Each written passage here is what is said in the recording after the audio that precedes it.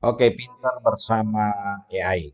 Kali ini saya coba eh, bertanya kepada AI ya, kenapa sih sampai Trump melakukan resiprokal tarif dagang? Itu apa sih manfaat bagi negaranya dan konsumen di AS ya? Ini yang orang kan semua ribut mempersalahkan Trump. Tentu, tapi kita kan perlu melihat tentu kenapa Trump melakukan itu? Ya tentu dia ingin menyelamatkan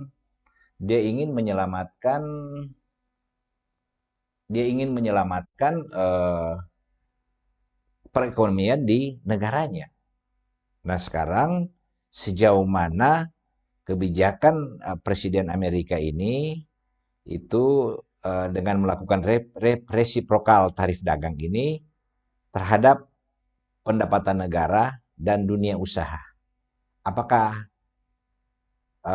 akan terjadi peningkatan pendapatan negara dan dunia usaha Amerika Serikat atau bagaimana? Ini ya tentu kita melihat di situ kan kita sibuk dengan ribut, ini Trump ada yang sudah mengecam dan lain sebagainya.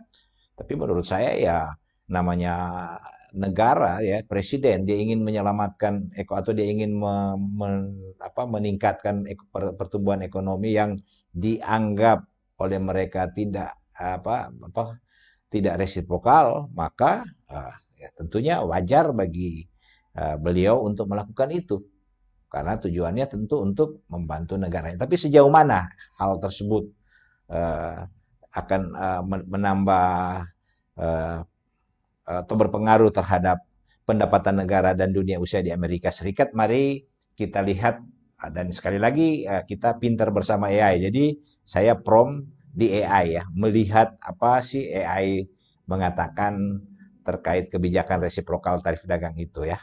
Dampaknya terhadap pendapatan negara di Amerika Serikat dan dunia usaha. Oke, mari kita lihat. Pertama, kita tahu dulu apa itu kebijakan resiprokal tarif dagang ya. Artinya apa? Kebijakan yang mengenakan tarif impor sebanding dengan tarif yang dikenakan negara mitra terhadap produk AS. Jadi jelas ya. Jadi kalau ekspor negara Amerika Serikat masuk ke Indonesia dikenakan ya tarif dagang 30%, maka paling tidak barang Indonesia yang masuk ke negara Amerika Serikat ya harus resiprokal paling tidak 30% juga. Nah, saat ini kan Amerika merasa seperti Indonesia sekarang kena 32. Amerika merasa dia barangnya masuk ke Indonesia dikenakan lebih dari 32, 60-an atau berapa berapa ya. Nah, ini tentu tidak resiprokal menurut Amerika Serikat. Nah, ini yang menyebabkan Trump mengambil kebijakan melakukan resiprokal tarif dagang ya. Oke, arti resiprokal saya kira seperti itu ya. Nah, sekarang mari kita lihat perbandingan resiprokal dan non resiprokal. Kalau resiprokal seimbang apa? Kalau tidak seimbang resiprokal itu apa gitu ya. Kita lihat. Kalau non resiprokal jadi artinya tarif rendah untuk dorong perdagangan bebas. Nah, itu satu. Jadi kalau non resiprokal artinya ya bebas kalau kita mampu menjual. Kan Cina, Jepang kan juga kena ya. Jepang membuat dengan kualitas mutu, misalnya katakanlah disposal plate ya, kertas piring-piring kertas ya. Ya, yang namanya disposal, Jepang punya standar untuk kualitas material disposal, misalnya yaitu kertas makan sementara habis itu buang atau apa mangkuk-mangkuk atau gelas-gelas minuman kertas dan lain sebagainya dengan kualitas dengan harga yang misalnya 25.000 katakanlah. Tapi Cina mampu membuat fungsi yang sama namun kualitas di bawah dengan anggapan bahwa dia bisa menjual 10.000 dengan anggapan bahwa kan ini barang disposal, artinya cuma mau sekali pakai. Yang penting pada saat diisi air atau ditaruh makanan dia tidak rusak. Setelah itu kan ya sudah dibuang.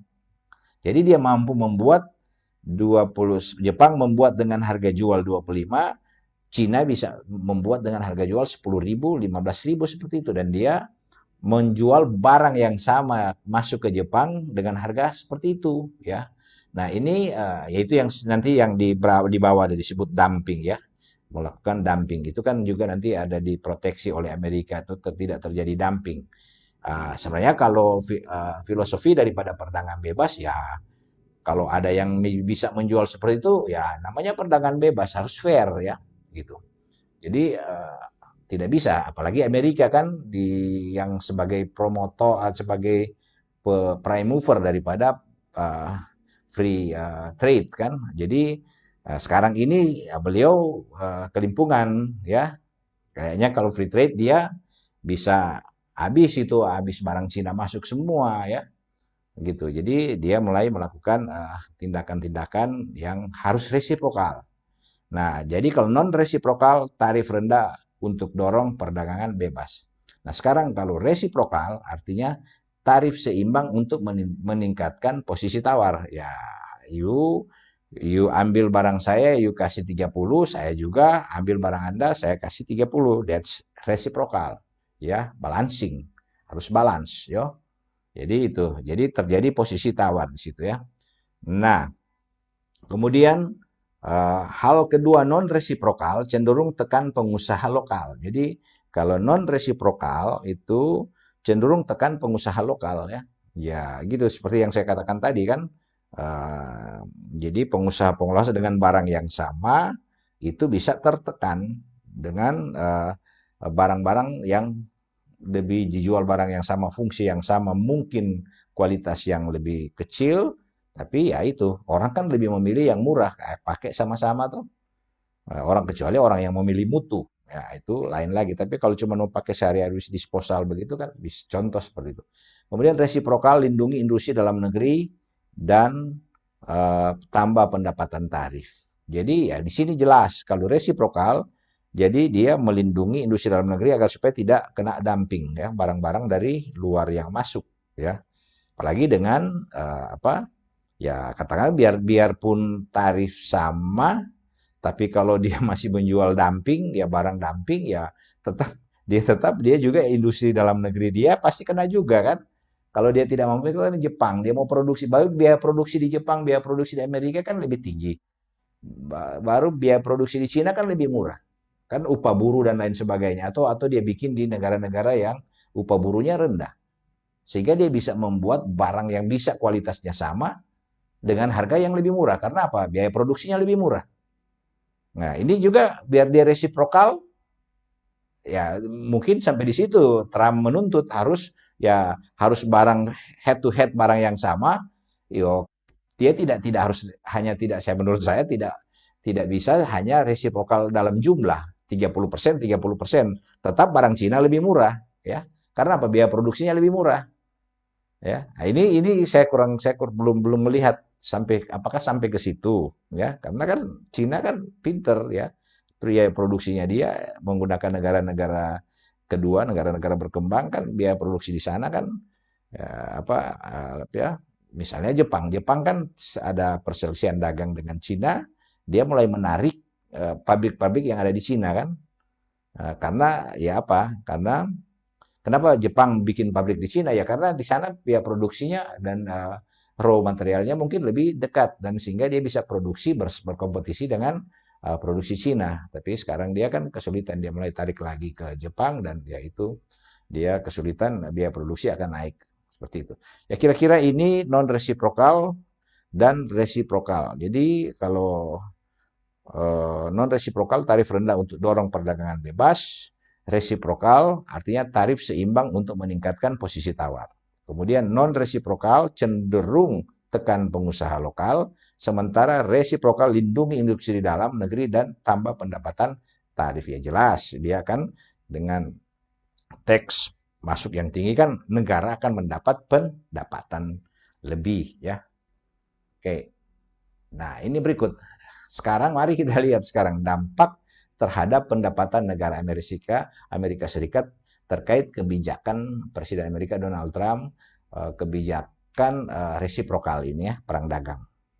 Nah, pertama, tarif resiprokal itu pendapatan negara meningkat dari biaya impor. Ya iyalah, kalau selama ini cuma Indonesia cuma kena 20% atau 10%, sekarang Indonesia kena 32%, artinya negara Amerika mendapat pendapatan tambahan dari barang yang mereka import dari Indonesia. Demikian juga Cina. Memang ini akibat dari dulu memang sebenarnya kejadian ini waktu saya masih di Jepang, saya sudah mendengar istilah dumping ekonomi ya. Saya masih di Jepang, saya sudah dan itu saya dengar malah justru di Jepang ya. Jepang merasa China telah melakukan dumping ekonomi. Artinya dia mampu menjual barang-barang dengan harga yang ya fungsinya sama, harganya di bawah. Salah satu seperti itu. Harga ya dumping kan itu harga-harga di bawah ya daripada harga yang misalnya ya, standar yang ada di satu negara. Ya itu antara lain menyebabkan tersebut ya. Jadi tarif resiprokal ini otomatis akan meningkat dari biaya impor. Jadi pendapatan negara itu akan bertambah. Ya itu kebijakan Trump. Maka kalau kita mau marah, kenapa kita mesti marah? Ya memang DP negara dia mau kasih naik pendapatan, walaupun ya tentu akan terjadi hal-hal lain nanti kita lihat habis ini. Kemudian menyeimbangkan akses pasar dengan mitra dagang. Jadi menyeimbangkan akses pasar dengan mitra dagang. Artinya yaitu kita harus punya seperti saya katakan tadi harus resiprokal. Jadi harus seimbang dong. Ya. Jangan cuma untung di lu, rugi di gue gitu. Jangan hanya kamu yang untung, saya rugi gitu ya. Ya, jelas. Jadi kita memarah ke Amerika Serikat tidak bisa karena ya dia ingin menambah pendapatan atau meningkatkan ekonomi Amerika Serikat. Dia pikir ini salah satu cara yang bisa membantu negaranya. Tapi ya tentu ada efek-efek lain ya. Ini baru apa manfaat daripada resiprokal ini. Kemudian ketiga, meningkatkan tekanan negosiasi agar negara lain menurunkan tarifnya. Ya iyalah, dia bikin resiprokal, artinya kalau Goni tetap mau, misalnya kata Indonesia mau tetap 20, sebelumnya Cina berapa ya, 30-an dan lain sebagainya. Sekarang dia naik jadi besar. Kemudian sekarang sudah 80 ya, sudah 100 lebih, 105 bahkan. Kemudian Amerika juga dia naikkan harus jadi barang-barang import dari Amerika ke Cina dia bawa ke 80. Nah, ini di sini kepintaran Trump ya. Saya melihat ini kepintaran Trump ya. Memang dia pedagang. Kan Trump itu pedagang. Jadi ya presiden pedagang ya ini akal-akalnya dia. Nah, ini negara kita Indonesia ya harus pinter juga, jangan dimainkan ya. Sama-sama punya barang. Istilahnya lu beli, lu jual, gua beli. Gua jual, lu harus beli. Kita harus jual beli ini yang didagang kan begitu. Harus paling tidak harus resiprokal lah. Namanya dagang, kalau tidak resiprokal kan pasti ada kecemburuan. Dan satu saat pasti tidak mungkin. Itu seperti yang saya katakan tadi, saya mendengar dumping ekonomi ini sudah lama sekali sebelum terjadi perang dagang ini. Cuman ya saya pada saat itu, kebetulan background saya juga bukan ekonomi, pada saat itu saya hanya mengetahui bahwa oh kalau dumping ekonomi itu artinya ada negara lain yang menjual barang jauh daripada atau lebih murah jauh daripada harga barang yang diproduksi di negaranya dia, itu antara lainnya. Itu seperti itu. Jadi dia pintar, dia melakukan negosiasi agar nanti barang-barang kenapa kalau dia tarif masuknya importnya murah ya kan artinya barang misalnya mobil Amerika yang masuk di Indonesia kan kadang-kadang lebih mahal toh, dia mahal toh. Misalnya mahal. Nah, jadi kalau dia mahal, harga jualnya kan susah orang menjual kan. Konsumen di Indonesia mau beli kalau barang mahal kan jadi ya potensi untuk banyak pembeli kan jadi lebih sedikit.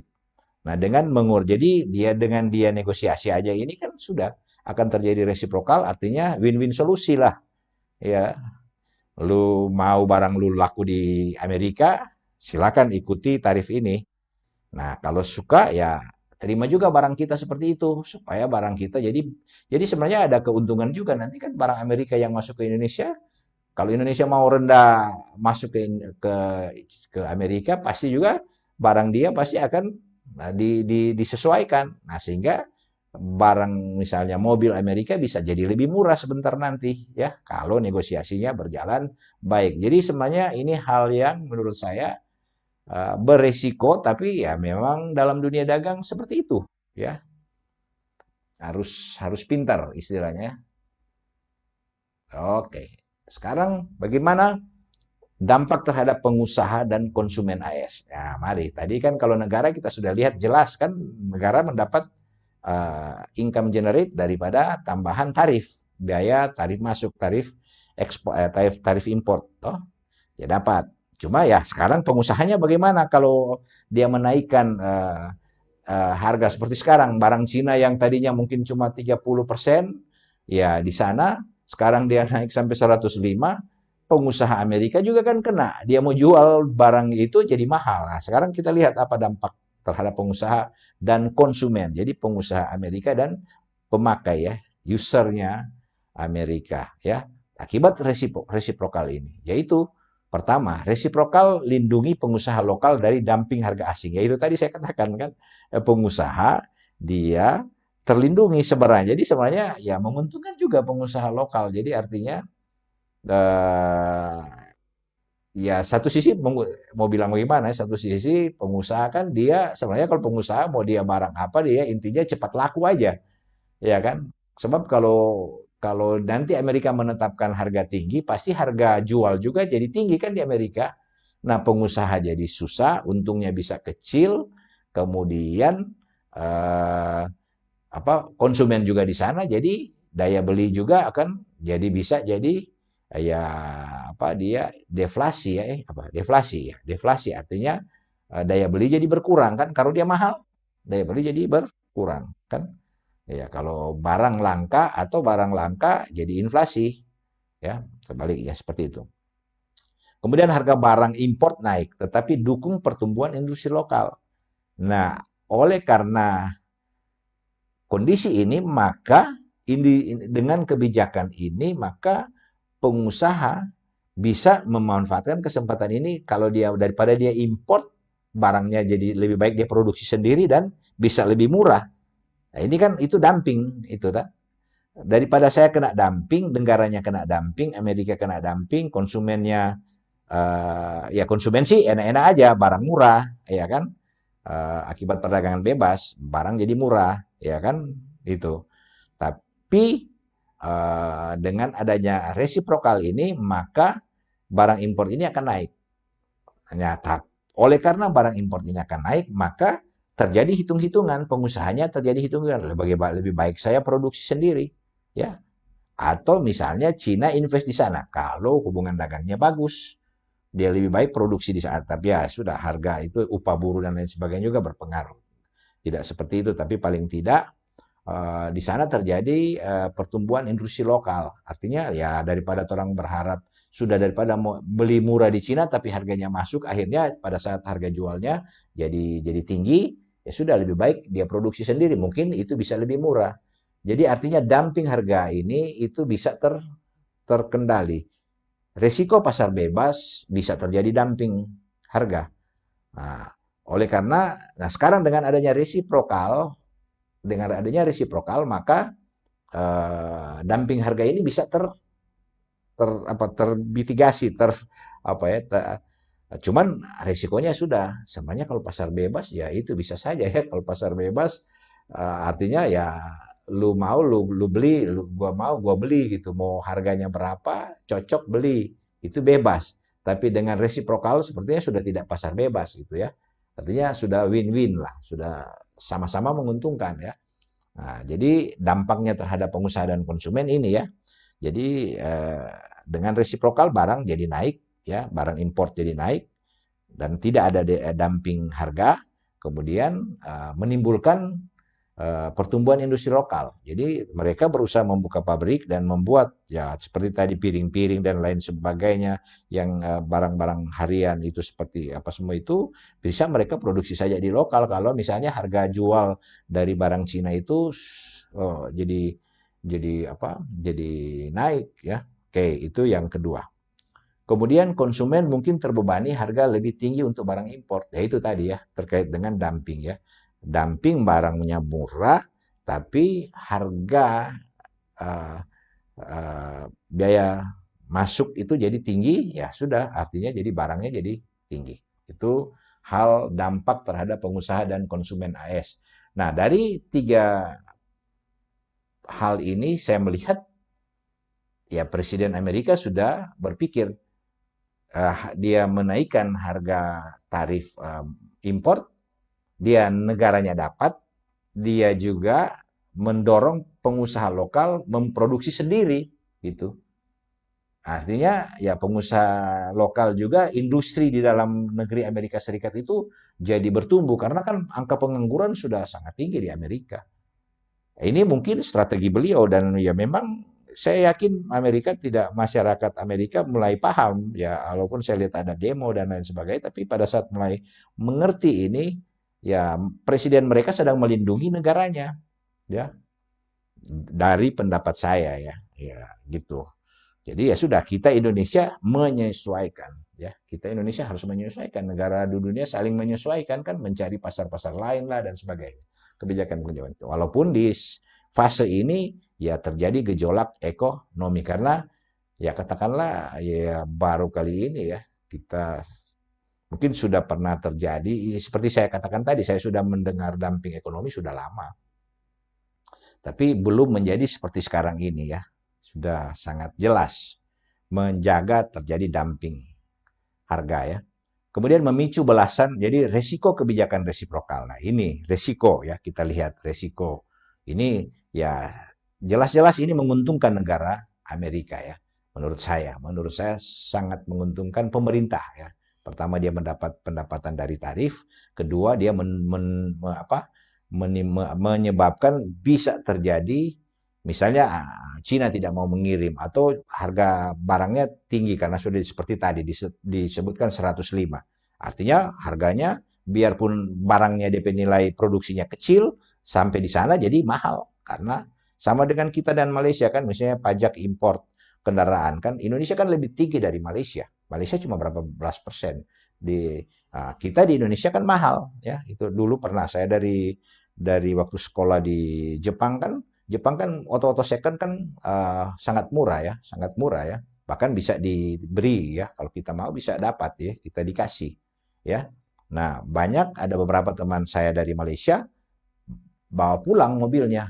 Kita pingin bawa pulang bagus-bagus, masih barang mobilnya masih baru, kita cuma dikasih ada di sana ya, kita bisa minta. Cuman kita bawa pulang nggak bisa karena apa? Karena teksnya bayar masuk importnya itu ke Indonesia tinggi ya seperti itu kalau di Malaysia mereka bawa pulang rata-rata student yang teman-teman saya itu bawa pulang rata-rata bawa pulang ya itu ada Honda Jazz waktu itu bagus-bagus ya si yang terbaru mereka bawa pulang karena ya itu harga murah atau bahkan ada yang gratis mobil saya mendapat gratis pada saat itu cuma memang nggak cuma pakai lokal kalau mau bawa pulang kita bisa beli yang lebih bagus. Ya, seperti Alphard pada waktu itu kan harganya mobil-mobil Jeep seperti itu kan murah, gitu kan. Kalau sudah second di sana kan murah, ya. Nah, kita mau bawa pulang pada saat itu, tapi ya biaya masuk itu tinggi. Itu contoh seperti itu ya. Jadi resiko kebijakan resiprokal itu memicu balasan dari negara lain atau perang dagang. Nah, sekarang ini sedang terjadi, tapi menurut saya sehat-sehat saja ya. Cuman ya memang negara yang selama ini terbuai dengan pasar bebas ya, ini dengan dagang dengan free trade ini sekarang ya resiprokal yang muncul. Nah, ini resiprokal ini sebenarnya menurut saya ada baiknya juga ya, ada baiknya ya. Kita memang kan orang berdagang masa cuman enak di lu, susah di gue, enggak lah, ya kan? Nah, jadi sekarang mari kita resiprokal saja, tapi ya tentunya ya kita harus pinter-pinter, namanya kita menjual kita harus pinter. Ya, gimana kita selama ini kita sudah terbuai kan, Amerika kan mengalami masalah ekonomi ya dia merasa ini jalan pintas untuk menaikkan cepat dia punya perekonomian termasuk mengatasi masalah pengangguran di negaranya. Kemudian kedua, gangguan rantai pasok global bagi industri multinasional. Ya ini akibat ini bisa terjadi kelangkaan barang, ya bisa terjadi kelangkaan barang seperti barang-barang Cina yang sudah banyak masuk di Amerika Serikat dan sudah menjadi apa kebutuhan sehari-hari dalam sistem perdagangan di Amerika Serikat. Nah, sekarang ini bisa terjadi ya gangguan rantai pasok, ya. Rantai pasok itu bisa terjadi dan ya akibatnya bisa terjadi pelambatan ekonomi akibat ya bisa saja kalau dia memang 100% terjadi kebutuhan angka itu maka dia harus melakukan re apa ya re redesign lagi dia punya apa dia cash flow-nya ya dia harus bikin lagi terpaksa merubah cash flow kembali semua ini ya karena ya barangnya kata cuma yang saya berharap itu secepatnya aja ya. Sudah, kalau mau resiprokal, resiprokal jangan lagi pelintat-pelintut sekarang ini 80, habis itu 100 ya. Harusnya sudah harus itu yang saya berharap ke Presiden Amerika tetapkan saja ya, sudah begini ya. Nego lah atau tidak perlu seperti itu kok, tidak perlu lagi langsung nego aja bahwa sebenarnya kalau menurut saya Amerika menyampaikan kalau saya sebagai Presiden Trump saya akan mengatakan Amerika saat ini ingin melakukan keseimbangan dalam sistem perdagangan antar negara. Sudah, mari siapa yang mau nego, mari kita akan nego bersama sehingga tidak terjadi kekacauan seperti saat ini ya. Sempat negara-negara sampai saham di Amerika, IHSG Amerika juga kan saham-saham juga di sana sempat down. Jadi sangat pasar-pasar juga bereaksi negatif terhadap perang ini ya. Nah, ini sebenarnya kebijakan-kebijakan seperti ini mungkin ya mudah-mudahan berharap Trump tidak terlalu eksploitasi karena ya itu untung saya bersyukur presiden kita wise ya. Presiden Prabowo wise ya. Dia artinya dia menghadapi ini ya karena memang juga Prabowo juga kan pengusaha. Dia tahu. Jadi dia bilang juga ya memang kita harus nego. Namanya ada keinginan dari mitra mau menaikkan, kita harus nego. Begitu kan logika. Jadi saya bersyukur presiden kita ya wise lah dalam hal ini oleh karena ya memang beliau basic backgroundnya juga selain tentara juga ya dagang ya. Jadi saya kira sudah bersyukur dan kebijakan-kebijakan ekonomi yang itu yang harus di redesign lagi melihat kondisi seperti ini. Apalagi ini juga tidak lepas dari kebijakan politik ya. Walaupun ini ekonomi, saya melihat ini juga ada geopolitik juga ya. Ada geopolitik kan ini sekarang ini ada upaya uh, menarik atau ya, meminimalkan fungsi dolar yang selama ini mata uang tunggal ya dalam sistem pembayaran dunia. Nah sekarang ini ada BRICS kan, BRICS mulai apalagi ada isu-isu BRICS ini akan mengeluarkan mata uang. Nah dan mata uang negara-negara ini akan menggunakan underlyingnya mata uang ini. Ya di Indonesia salah satu masuk situ, Cina, Indonesia, Soviet, apa, Brasil, India, dan ada beberapa negara juga di Afrika ya. Nah ini tidak bisa dipungkiri, tidak hanya trade war, tapi ada juga geopolitik condition. Nah, mudah-mudahan geopolitik condition ini juga bisa apa ya, bisa bisa dapat diselesaikan dengan baik sehingga trade war ini bukan menjadi alasan untuk supaya mulai mengacak-acak akibat geopolitik ini ya, kepentingan tadi ya karena ya seperti Indonesia kan dulunya bertumpu ke dolar. Nah, sekarang kalau mau ke BRICS itu apa gitu mata uang kalau muncul. Nah, ini juga ada kondisi-kondisi seperti itu. Jadi dua kondisi ini yang memang harus kita waspadai. Nah, tapi saya percaya presiden kita mampu untuk mengatasi itu. Mari kita dukung bersama. Oke, saya kira ini yang bisa saya sampaikan atau saya ambil dari referensi AI ya. Saya hanya menambah-nambahkan apa yang AI berikan terkait kebijakan resiprokal oleh Amerika Serikat terhadap ini ya, terhadap Amerika itu sendiri. Kita melihat terhadap Amerika ya. Jadi kita kan tidak pernah melihat apa sih dampak terhadap Amerika akibat kebijakan resiprokal. Nah, sudah ini AI sudah menyampaikan beberapa poin Dan mungkin ini bisa menambah kita bisa menjadi pinter. Silakan kalau ada yang ingin mengoreksi, karena ini pemanfaatan teknologi AI agar supaya kita bisa pinter. Sekian dan terima kasih.